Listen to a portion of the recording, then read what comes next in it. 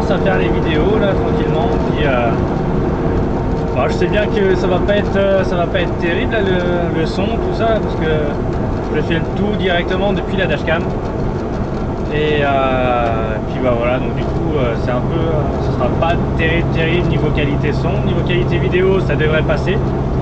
Donc voilà, donc du coup bah, je profite un peu de ce beau temps là, j'avais le goût de faire une petite vidéo. Donc voilà, c'est ça. Donc je vais parler un petit peu de comment je suis arrivé au Canada, donc avant même que j'arrive au Canada, au Québec. Comment ça s'est passé niveau administratif, tout ça, puis d'où m'est venu, on va dire, l'idée, le rêve de venir au Canada. Donc voilà, comment ça s'est passé au niveau des papiers, au niveau d'immigration, comment je me suis débrouillé là. Puis voilà, donc du coup en fait tout a commencé, si je me souviens bien, tout a commencé à peu près en 2018. Ça devait être quelque chose comme ça. À peu près 2018. Donc là, on est le 3 février 2021. Et en fait, tout a commencé vers le mois de mars, avril ou mai 2018. Et en gros, j'ai eu un contact, un ancien collègue de là où est-ce que je travaillais en France. Puis le mec qui est venu, il est allé s'installer au Canada. Maintenant, à l'heure actuelle, il a son entreprise, tout ça, donc tant mieux pour lui. Et en fait, en gros, il m'a expliqué, il m'a dit, franchement, le mieux pour venir au Canada, au Québec, là, pour vivre ton rêve, c'est sûr, au début, c'est 2 ans, mais c'est rien du tout. Puis après, derrière, tu peux rester, t'installer, tout ça, à condition de faire certains papiers, forcément. Mais je te conseille de faire un PVT, donc un permis vacances-travail. Donc ça te permet d'être vacancier dans tout le Canada. Donc c'est vraiment sur tout le Canada le permis de travail. Donc ça te permet d'être vacancier avec une autorisation de travailler. Ça veut dire que tu n'es pas obligé de travailler. C'est un permis de travail qui est valable pendant 2 ans. Donc moi je suis arrivé le 10 mars 2020. Et donc oui, juste avant 3 jours avant la crise du Covid. Et je suis arrivé le 10 mars 2020, donc ça veut dire que mon permis de travail est valide jusqu'au 10 mars 2022. Le 9 exact. Il me semble que c'est le 9 exactement. Là, enfin, quelque chose comme ça. C'est vraiment valide 2 ans. Et en gros, je fais ok, ça marche. Bon bah écoute, je vais voir tout ça. Là, je regarde sur les sites d'immigration, tout ça. Première année, j'ai pas été pris. J'ai dû me prendre un peu trop tard. Donc je crois que je me suis pris à peu près le mois de mai, quelque chose comme ça. Et en gros, comment ça fonctionne pour être pris, pour être choisi, tout ça, sélectionné. Donc en fait, tu fais une préinscription auprès de l'Immigration Canada, donc le site officiel d'Immigration Canada. Et je crois que c'est cic.ca. Si jamais vous voulez voir, voilà, cic.ca. Donc voilà, ensuite vous cherchez dans le domaine immigration, puis permis vacances-travail. Puis voilà, donc en gros, après vous suivez les instructions. Franchement, c'est bidon là comme truc, ça demande juste quelques papiers, comme je me souviens plus très bien, ça remonte un petit moment là.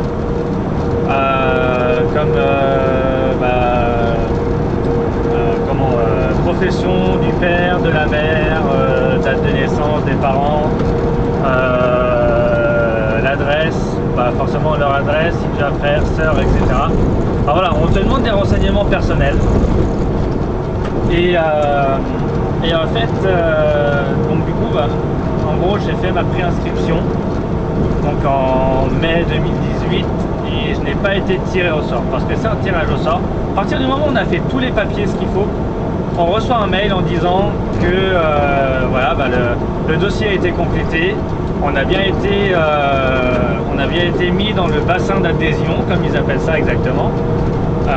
Donc dans le bassin d'adhésion, et puis je vais recevoir un mail si jamais je suis pris. Donc en soi, la première année je n'ai pas été pris. Donc j'ai reçu un mail en disant que pour cette année, les tirages au sort dans le bassin d'adhésion, c'est terminé. Bon bah ok, bah tant pis, hein, on essaiera l'année d'après. Et puis par chance, l'année d'après, je m'y suis pris vers à peu près le mois de mars. Ouais, c'est ça, je crois, quelque chose comme ça. Ouais, c'est ça, en mars. Je m'y suis pris en mars. Et en fait, j'ai eu de la chance parce que pour certains, c'est pas du tout le cas là. J'ai mis 3 mois pour être tiré au sort. Donc j'ai eu mon mail de confirmation comme quoi j'ai bien été pris comme quoi j'ai bien été tiré au sort pour avoir mon PVT. Donc à partir de ce moment-là, tu sais que tu as été accepté. Et donc à partir de là, tu dois faire un rendez-vous pour vraiment confirmer que c'est bien toi, tout ça, ton identité, qu'on te prenne en photo pour pouvoir vraiment rentrer dans le logiciel d'immigration du Canada. Donc il n'y a que 2 agences en France, c'est soit à Lyon, soit à Paris. Donc à Lyon, c'est à 2 pas de la gare, comment s'appelle la gare Pardieu, Lyon-Pardieu exactement. Et à Paris, je sais pas du tout où ça se trouve parce que moi à la base j'habite dans le Rhône-Alpes, donc du coup bah, Lyon c'est plus simple pour moi. Voilà, donc le rendez-vous, franchement, on m'a juste demandé ce que je voulais faire au Canada, donc j'ai expliqué, voilà, je vais faire chauffeur routier. J'ai pas l'intention de juste partir en vacances sans rien faire du tout, j'ai envie de travailler au Canada, là, puis pourquoi pas derrière demander sa résidence permanente, puis voilà. Donc à ce moment-là, tout ce qui est résident permanent, les papiers, tout ça, je m'y connaissais rien du tout. Mais même encore à l'heure actuelle, je sais plus ou moins ce qu'il faut faire, mais dans quel ordre, tout ça, donc ça demande encore pas mal d'informations. Donc je suis pas assez à l'aise d'en parler. Mais pour de ce qui est du PVT là, franchement c'est très simple à faire la demande. De ce que je me souviens, j'ai dû payer, je crois, je suis même plus sûr de combien j'ai payé.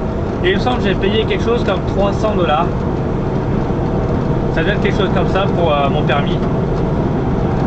Et après ça, à partir du moment où ça a été fait, à partir du moment où j'ai pris rendez-vous, à partir du moment où j'ai pris rendez-vous à Lyon là, on m'a pris en photo tout ça, puis j'ai été accepté dans le dossier du Canada. Donc à partir de ce jour-là, j'ai une date butoir, donc j'ai 1 an, jour pour jour, j'ai 1 an pour pouvoir accéder au Canada. Donc j'y suis allé le 6 juin. Ouais, je suis allé au rendez-vous, il me semble, le 6 juin 2019.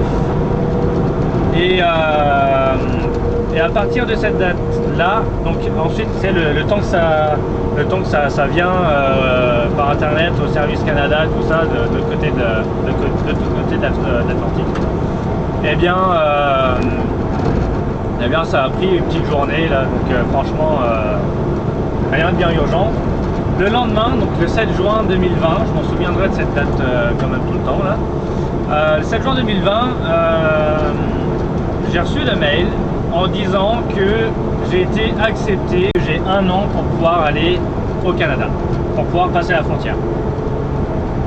Donc du coup, de ce que j'ai fait, l'été 2019, mois de juin, donc peu de temps après, c'était même pas une semaine après, à partir du moment où j'ai eu la réponse, j'ai acheté un billet d'avion pour pouvoir m'en venir au Canada. Donc du coup, mais venir au Canada, mais juste en tant que touriste. Voilà, donc rien à voir avec le PVT là. En fait, en gros, je suis venu en tant que touriste au Canada. C'est juste pour pouvoir chercher du travail déjà. C'est pas arriver là-bas puis les mains dans les poches et dire bon bah voilà, j'arrive, j'ai pas d'emploi, rien du tout. J'ai personne pour m'accompagner, j'ai personne pour donc voilà. Donc du coup, je suis allé au Québec, j'ai fait le tour des entreprises au Québec. Je suis tombé, j'ai eu un bon feeling avec une entreprise Je dirais pas le nom parce que j'ai pas fait affaire avec eux. J'ai pas réussi à faire mon affaire plus tard, mais ça viendra. J'expliquerai ça plus tard ou peut-être dans une autre vidéo. On verra. Et en fait, en gros, j'ai fait pas mal de boîtes, tout ça. Je suis allé. J'ai passé un moment. J'ai passé une émission à la radio chez Truck Stop Québec. Donc oui, je fais la pub de Truck Stop Québec parce que pour moi maintenant c'est rendu vraiment une belle bande d'amis et même mieux que ça, c'est même limite, tu sais, c'est rendu maintenant, je veux pas dire une famille là, mais grosso modo c'est un peu ça là, tu sais, on prend tous des nouvelles chacun l'un de l'autre et tout, on s'appelle assez régulièrement et franchement voilà, donc bref, voilà, j'en fais la pub, la raison pour laquelle je fais la pub des Truck Stop Québec, donc voilà, puis je suis passé dans l'émission du matin à raconter un petit peu mon périple, à raconter un peu mon histoire, tout ça, de mon expérience et par la suite je suis allé faire quand même les taux d'entreprise, tout ça et puis voilà, donc du coup je fais le tour des entreprises, je tombe, je vais pas dire en amour avec une certaine entreprise, mais ouais, j'ai eu un bon feeling, tout ça, donc je fais bah vas-y, tu sais quoi, pourquoi pas aller là-bas, donc j'ai retenu cette entreprise, puis je passe mes 10 jours de vacances au Québec, impeccable, tu vois, donc tout se passe bien, pour le mieux, vraiment de super bons souvenirs et tout, de belles rencontres, et puis après ça je suis rentré en France. J'ai dit bon bah voilà, j'ai trouvé l'entreprise qu'il me fallait. J'ai dit bon, j'ai quitté mon entreprise chez qui je suis actuellement. Donc une entreprise chez qui je faisais du régional, tout ça. Donc je faisais pas beaucoup d'heures, je partais tous les matins de bonne heure, donc vraiment de bonne heure pour pouvoir livrer les magasins et tout. Et puis franchement à midi, 1h j'avais fini grand maximum, donc je faisais pas beaucoup d'heures, tout ça, et puis bon bah j'en avais juste assez pour pouvoir gagner ma vie, juste ce qu'il fallait quoi. Donc du coup j'ai décidé de partir de cette boîte et puis m'engager dans la longue distance. Et puis du coup suite à ça j'ai pu gagner un peu plus, tout ça, mettre un peu plus de côté pour derrière pouvoir aller au Canada avec un petit pécule d'argent là, un peu plus d'argent de côté. Donc voilà. Donc du coup j'ai trouvé ma nouvelle job en France, tout ça, pendant à peu près 9 mois. Et je suis arrivé le 10 mars 2020 au Canada. Donc tout s'est bien passé, hein, franchement, l'avion, tout ça, nickel. Et puis bah voilà quoi, donc l'avion s'est bien passé, je suis venu avec ma mère, donc on a voulu prendre une petite semaine de vacances avant forcément que ma mère quitte son fils pendant un bon bout de temps. Et suite à ça, suite à cette semaine de vacances, le Covid est apparu, j'ai pas pu passer mes permis en temps voulu, tout ça. Chose que j'aurais peut-être dû faire durant les vacances justement. Passer mes permis, quand je dis passer mes permis, c'est vraiment juste faire ne serait-ce que l'échange de permis de conduire voiture, donc de passer de permis de conduire voiture français, donc la classe B, à la classe 5 québécoise, parce que suite à ça, à cause du Covid, les services pour passer les permis, faire les échanges, tout ça, ont été fermés pendant un bout de temps. Mais par chance, j'ai quand même pu rouler en camion. Parce que il y a une dérogation qui s'est faite auprès du ministère du Québec. Donc du coup, j'ai pu rouler que dans l'enceinte du Québec. Mais ce qu'il y a, c'est que j'étais dans une entreprise qui faisait principalement des États-Unis. Donc j'ai pas pu rouler énormément. À des moments je restais 7 jours consécutifs à la maison, tout ça. Donc j'ai dit moi c'est pas avantageux pour moi, donc je rentre en France et puis voilà. Et puis voilà, donc du coup je suis rentré en France au mois de juin, donc le 1er juin. Donc quasiment un an avant après avoir mon acceptation, mon acceptation du PVT. Donc voilà, donc du coup je suis rentré en France le 1er juin et puis parce que j'avais du travail qui m'attendait en France en fait. J'ai repris contact avec les anciennes entreprises et puis j'ai pu travailler un petit peu. Et le 1er septembre, je suis retourné au Canada, donc l'entreprise chez qui j'étais m'ont dit bah écoute, les services permis de conduire, tout ça, donc, sont bons, donc ça a tout réouvert et tout, donc tu peux revenir quand tu veux. Je dis ok, ça marche, bah, j'ai fini mon contrat chez qui je suis actuellement, et puis voilà, donc du coup, j'ai fini mon contrat, le 1er juin je suis retourné au Québec, j'ai pu faire mon échange de permis de conduire, passer ma théorie classe 1, donc du fait que j'avais déjà la classe de permis CE en France, donc l'équivalent de la classe 1 au Québec, bah, j'ai pu quand même passer mon examen théorique sans prendre de cours, sans prendre de leçons, tu vois. Donc juste à s'entraîner un peu sur internet, en gros c'est un QCM que tu fais. Donc c'est un QCM et puis tu as 40 questions, il faut avoir moins de 7 fautes dans les 40 questions. Voilà, donc, au début tu as une série globale, donc c'est sur des thèmes globaux, bon bref,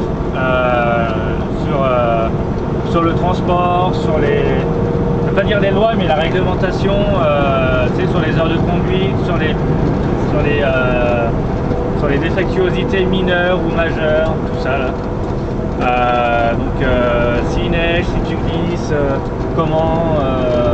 si tu viens commencer à faire un portefeuille, quelle est la meilleure façon d'agir, tout ça, mais tous les trucs mais théoriques, voilà. Donc c'est une épreuve théorique. Donc j'ai passé ma série de 40 questions que j'ai eu avec succès. Et puis après ça, j'ai passé ma mention F. Donc c'est la mention frein pneumatique. Donc j'ai repassé une autre série de 20 questions, mais vraiment spécifiques sur les freins pneumatiques. Donc comment fonctionnent les freins, quels sont franchement je sais même plus là, les types de questions là, donc avec le système principal, système secondaire de pression d'air, quelle pression il faut avoir dans les manomètres, enfin, tous les trucs comme ça avec des mineurs, majeurs, savoir les valeurs des pressions d'air, tout ça pour être capable de conduire un camion avec un système pneumatique, un système de frein pneumatique. Donc en soi c'est obligatoire de passer ça. Et ça nous rajoute des points pour après derrière pouvoir obtenir la classe 1. Donc voilà, ça nous rajoute pas mal de points. Donc voilà, j'ai tout réussi du premier coup, il n'y a pas de problème là-dessus sur les questions écrites, sur les questions de QCM. Donc là-dessus il n'y a pas de problème. Donc à partir du moment où tu as réussi l'épreuve, tu passes en permis probatoire.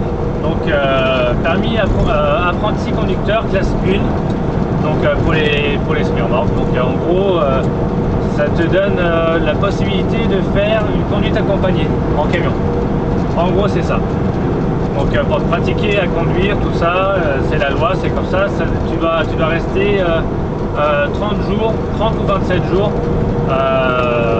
sans pouvoir passer l'examen de la classe 1, puisque du coup ça te donne le temps nécessaire pour pouvoir apprendre et puis être formé à conduire un semi-remorque. Donc passer les vitesses, tout ça, donc sur une boîte manuelle, forcément c'est des boîtes filaires qu'il y a, donc les boîtes filaires sont pas synchronisées, ça veut dire que en gros les pignons sont pas synchronisés, donc ça veut dire que faut tout faire avec le contour, le régime moteur. Donc ça c'est vraiment encore un autre délire par rapport à la France. Puis ça prend au moins un bon bout de temps, ça prend au minimum 1 mois pour pouvoir gérer la boîte. Certes ça craque, même là ça fait 3 mois, ça craque encore un peu à des moments. D'ailleurs je pense que vous l'avez certainement déjà entendu dans la vidéo. Mais voilà, donc du coup ouais, ça prend un petit temps d'adaptation quand même. Mais à partir du moment où tu arrives à gérer les boîtes de vitesse, où tu arrives à gérer la longueur, tout ça, parce que forcément on n'est pas du tout de la même longueur qu'en France, eh bien c'est bon. Donc du coup ça prend au moins un mois pour faire ça. À partir du moment où tu as passé ton mois d'apprenti conducteur, bah, tu passes ta pratique, puis c'est bon. On te dit si tu l'as ou pas, on te donne un papier directement, et directement quand tu passes ton permis. Et ce qui est fou, c'est que tu passes ton permis avec le camion de l'entreprise chez qui tu travailles. Ce qu'il y a, c'est que la théorie, j'ai passé avec mon ancienne entreprise, la pratique avec la nouvelle, parce que durant les 31 jours de off, de formation, en fait, en gros, je pouvais pas conduire, on me donnait pas la possibilité tout ça de conduire. J'ai dit, bah, c'est pas grave, moi je vais trouver une boîte qui vont me faire conduire, vont me faire travailler pour pouvoir gagner un peu d'argent. Et puis voilà, parce que c'est pas parce que la vie n'est pas chère par rapport à la France que forcément tout de suite on peut se permettre de ne pas travailler ou quoi que ce soit. Forcément il y a des factures qui tombent pour ça, le loyer, etc. Ouais, donc ça prend un minimum de job. Et donc voilà, donc du coup c'est pas mal tout ce que j'ai vécu. Donc j'ai dit à l'ancienne entreprise, bon bah moi je m'en vais, j'ai plus de sous sur mon compte, vous ne faites pas travailler, donc je m'en vais de là et je suis allé dans l'entreprise sur laquelle je travaille. Donc à l'heure actuelle, je ne vais toujours pas dire le nom, je vais taire le nom des entreprises parce que même si je sais que c'est une excellente boîte, que je suis très bien là où est-ce que je bosse, je préfère taire le nom, donc voilà. Par respect déjà. Et puis voilà, donc du coup c'est ça. Puis à l'heure actuelle, je sillonne les routes du Québec et ça se passe très très bien. Donc pour ma part, ce boss là, chez qui je travaille, en gros m'a fait travailler à l'atelier sur le temps que je fasse ma pratique. Donc effectivement, j'ai quand même pratiqué un petit peu le camion là, mais pas plus que ça, en sachant que j'avais déjà conduit avec l'ancienne boîte. Donc voilà. Et puis voilà, donc du coup j'ai pu passer mon permis de conduire. Donc dans le permis de conduire, donc au niveau de la pratique, il y a deux épreuves. Donc la première épreuve, c'est la vérification avant départ. Et la deuxième épreuve, c'est la conduite. Voilà, c'est pas compliqué. Et tout se fait à la suite de l'autre. Donc en gros, tu fais ta ronde de sécurité et tout de suite après, tu dis c'est bon, mon véhicule est en bon état pour pouvoir rouler, donc on peut passer l'examen. Puis après, derrière ça, tu pars sur les routes. Donc tu fais à peu près 30 à 40 minutes d'examen. Donc j'ai passé dans la ville de Québec, donc en soi, tu rentres un petit peu dans les centres-villes, pas tout à fait dans les centres-villes, mais tu fais pas mal de croisements, tu fais un petit peu de ville, tout ça, un petit peu d'insertion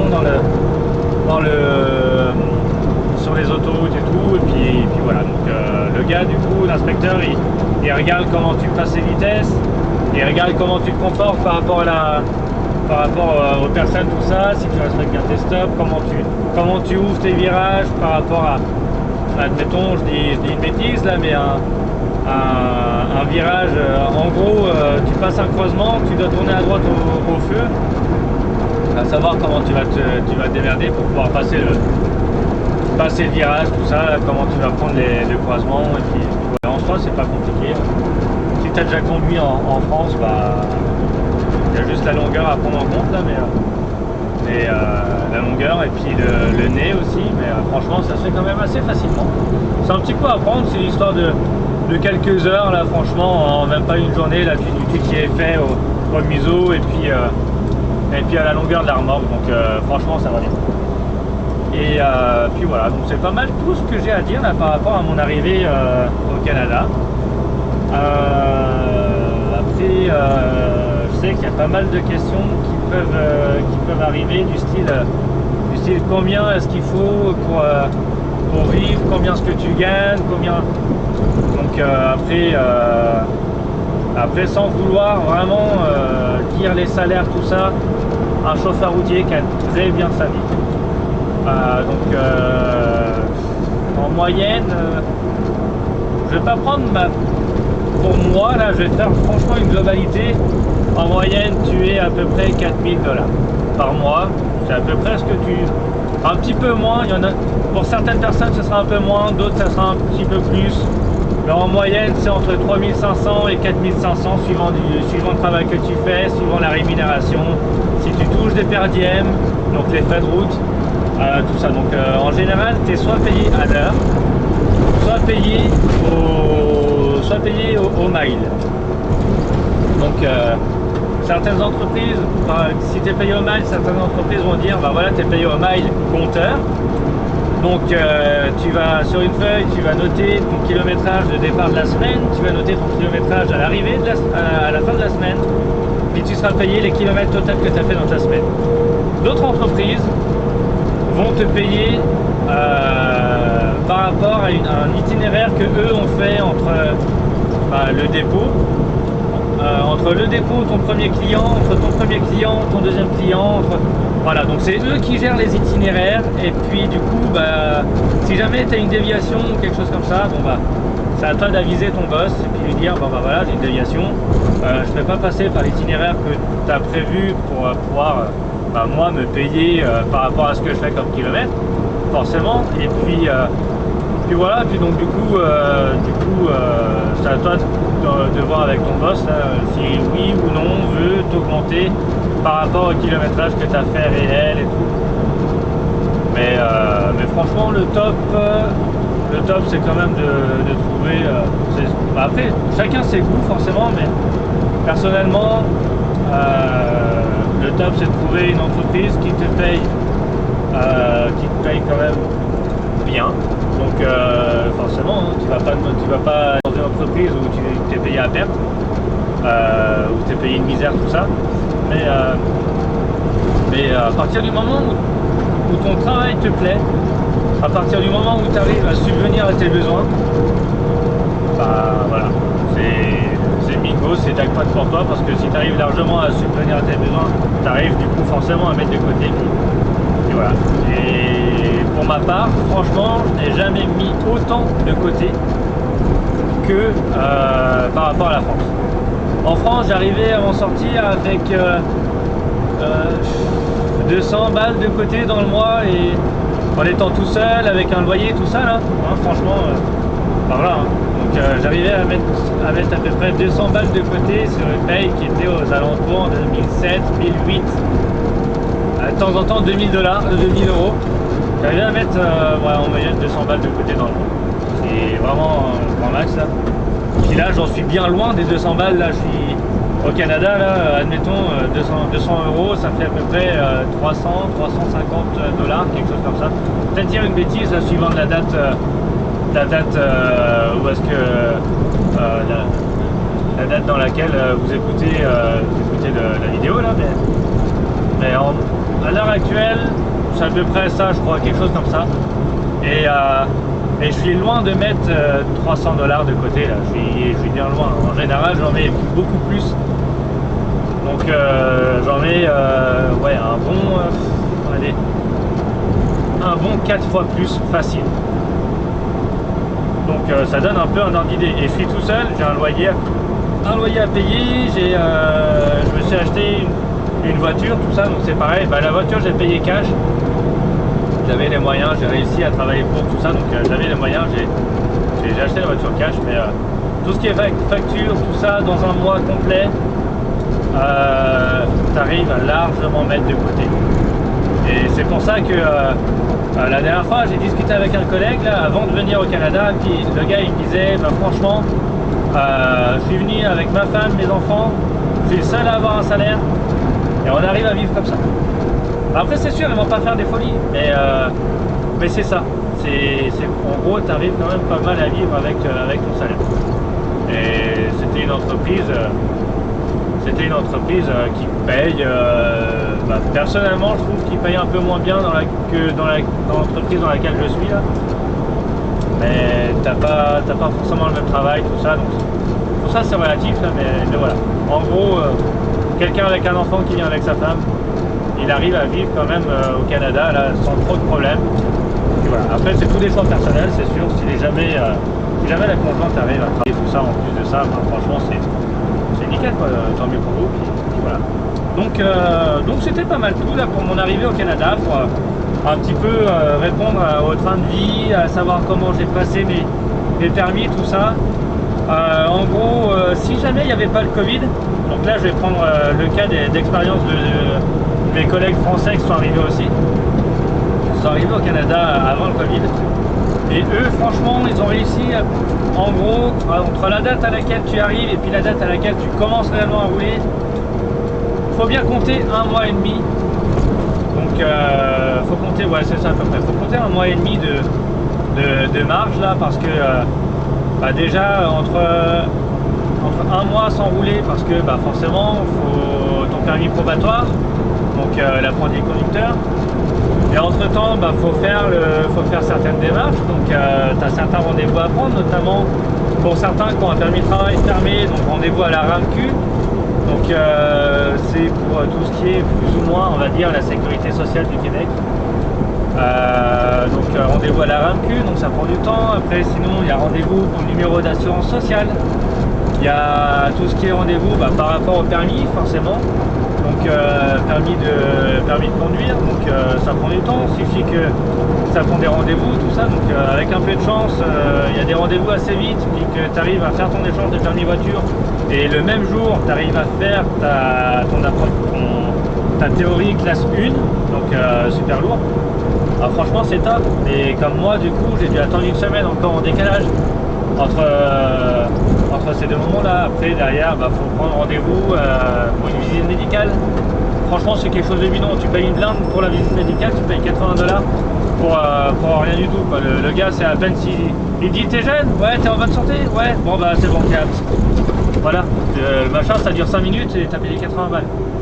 Mais voilà quoi, mais sinon en gros voilà, ça prend quelques rendez-vous, donc ça prend au moins une bonne semaine, 1 à 2 semaines de rendez-vous, là tout dépend, bah forcément tout dépend de la date de prise de rendez-vous, etc. là, mais c'est ça, en gros faut compter entre 1 mois et demi et 2 mois entre 1 mois et demi et 2 mois d'attente pour pouvoir commencer à réellement rouler. Donc voilà, après si jamais vous tombez sur un bon patron comme là dans la boîte dans laquelle j'ai été là, il peut si jamais t'es pas en permis de travail fermé, donc si tu as un permis de travail ouvert, j'imagine en permis de travail fermé ça peut le faire aussi. Mais après ça, je suis pas assez à l'aise pour savoir ça. Mais en permis de travail ouvert, c'est sûr, si jamais tu tombes sur une entreprise dans laquelle la même manière à laquelle je suis tombé là, je peux travailler à l'atelier, tout ça, donc je peux faire des heures, je peux être payé en conséquence en attendant bah, forcément les rendez-vous, entre chaque rendez-vous, puis ça te permet d'avoir une paye déjà, donc même si c'est pas grand chose, même si tu es payé à coups de lance-pierre, je sais pas, une connerie, 500 balles semaine, au strict minimum, c'est déjà ça quoi. Putain, j'ai cru que c'était une bête sur la gauche, là mais non, c'est des gens en motoneige. Putain, j'ai flippé. Mais c'est ça quoi, donc même si tu arrives à toucher, même ne serait-ce que 500 $ par semaine, c'est toujours ça en moins à prendre dans ta poche, et puis c'est toujours ça de gagner quoi. Donc franchement, non, voilà, franchement, ça c'est le top. Trouver une boîte qui fait travailler pendant le temps que t'as pas encore ton permis, c'est le top. Donc voilà, donc j'imagine ça fait pas loin d'1 heure là déjà quasiment que je discute. Alors la vidéo va s'arrêter là. Et si jamais il y a des questions ou quoi que ce soit, bah, envoyez-moi des commentaires, et puis bah, si jamais je continuerai à faire des vidéos, tout ça. Je n'ai pas forcément de date précise là, pour les vidéos, mais parce que forcément, hein, chauffeur routier, ça roule beaucoup là au Canada. On est sur du 13 heures de conduite, on est sur 14 heures de service. Si jamais tu as réussi à faire 2 heures de coupure dans ta journée, bah, du coup tu passes à 16 heures d'amplitude, et du coup forcément bah, tu vas avoir que 10 heures de temps de repos. Tu vas avoir 10 heures de temps de repos dans ta tranche de 24 heures. Donc si tu as fait 2 heures dans ta journée, bah, il te reste plus que 8 heures à dormir, donc 8 heures de repos le soir. Donc Ça fait un peu court là du coup pour faire des montages vidéo, pour faire tout ça. Alors effectivement, je ne vais pas lancer des vidéos tout le temps, mais de temps en temps, pourquoi pas, quand l'envie me chante. Et puis voilà. Donc bon, si jamais il y a des questions, si jamais il y a quoi que ce soit, vous voulez me parler ou quoi, bah, envoyez-moi un commentaire, puis je répondrai à ça, il n'y a pas de problème là-dessus. Puis voilà, et je sais que c'est beaucoup la famille, les amis qui vont regarder ça, mais si jamais il y a des inconnus qui veulent, enfin des gens que je connais pas forcément qui veulent parler, bah, allez-y, il n'y a pas de problème, je suis ouvert à tout, je suis ouvert à toutes sortes de questions, donc si je suis capable de répondre, bah, allons-y. Et puis bah, pourquoi pas faire un... Comment ils appellent ça là, un genre de vlog là, un genre de FAQ, une foire aux questions là. Pourquoi pas faire ça. Donc voilà. Donc écoutez, je vous souhaite une belle journée. Et puis une belle journée, une belle soirée, tout dépend de l'heure à laquelle vous écoutez la vidéo. Et puis j'espère que ça n'a pas été trop ennuyeux, hein, parce que forcément c'est...